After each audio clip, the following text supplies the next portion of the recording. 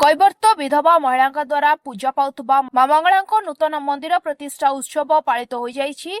धामरा गोविंदपुर अंचल अवस्थित प्रसिद्ध मां मंगला पीठरे दीर्घ 200 वर्षर पारंपरिक ऐतिह्य को नहीं आयोजित है भव्य प्रतिष्ठा उत्सव और 1001 कलश शोभा यात्रा। विशेष कथा हेउछि एही पीठरे कैवर्त विधवा महिला माने निष्ठा और भक्ति भाव में मां को पूजा अर्चना कर समाज रे एक अलौकिक और अद्वितीय परंपरा रूपे यह परिचित। एही पवित्र अवसर में ग्रामवासी और आखपाख अंचल शताधिक भक्तों उपस्थित परिवेश होई उठिथिला भक्तिमय। 1001 कलश नहीं महिला मानक विशाल शोभा यात्रा ग्राम परिक्रमा करी मंदिर परिसर को पहुंचीथिला। शंख ध्वनि घंट हरिनाम संकीर्तन रे गुंजुरी उठिथिला समग्र अंचल। एही उत्सव अवसर में भक्तमानक पई प्रसाद वितरणर व्यवस्था होइथिला। संध्या समय रे भजन संध्या और सांस्कृतिक कार्यक्रम रे परिवेश आहुरी मनोहर होई उठिथिला। शताधिक भक्त मां को दर्शन करी आशीर्वाद ग्रहण करथिले। दीर्घ 200 वर्षर परंपरा को अक्षुण्ण रखी मां मंगला प्रति एपरी भव्य आयोजन समग्र अंचल रे चर्चार विषय हो पड़ी। यह केवल एक धार्मिक उत्सव नुहे बरं सामाजिक सम्मेलन और नारी सम्मानर एक ज्वलंत उदाहरण भाव परिचित। धामरा ग्राम पंचायत लक्ष्मीपुर घर हूँ माँ मंगला आज मुझे तो कहीपर मोर है 75-76 वर्ष है पूर्व 100 वर्ष उपर कि 150 वर्ष उपर से माँ रही ताला घरे थे गाँव किसी युवक बाहरी तार उन्नति काम कर आज तार प्रतिष्ठा करने चली योजना। जय मां मंगला माँ का महिमा कौन कह माँ का महिमा तो अपार तेणु एठिकी जे माँ के पाखु आसे जो उद्देश्य नहीं के आसे ता काम निश्चित सफल हुए। एठी माँ का करुणा माने वर्णना करने संभव नुहे। एठी माने ये गाँ को कौन ये पंचायत को माँ सबुदिन अनै रही। आमर कलश बाहर कारण आमर जेजेबापा जेजेमा आमर ग्रामर किसी वृद्ध लोक ये अनुष्ठान गढ़ी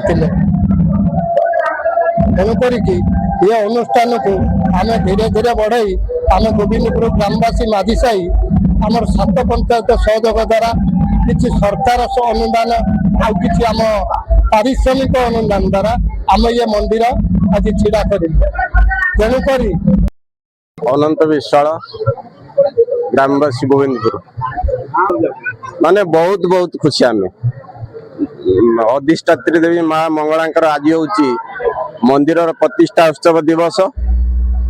सारा पुरपल्ली गोविंदपुर ग्रामवासी और धामरा पंचायत पुरपल्ली आज गोटे उत्सव मुखर होती जो आमर माँ मंगला मंदिर प्रतिष्ठा उत्सव रे 100 माँ मौसी माने भाई भौणी माने जोग देइछनी।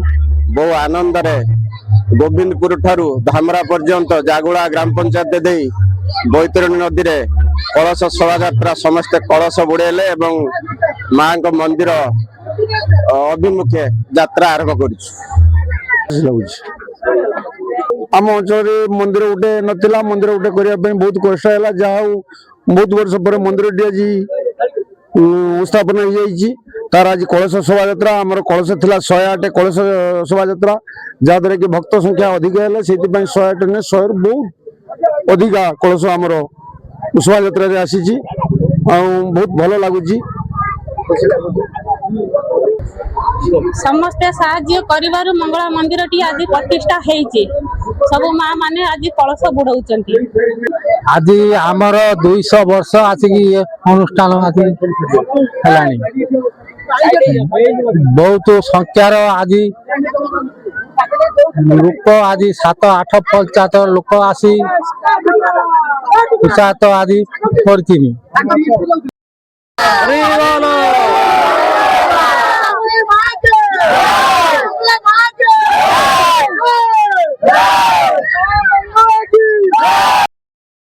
धामरारू नरेंद्र लेंका रिपोर्ट स्वतंत्र ओडिशा लाइव।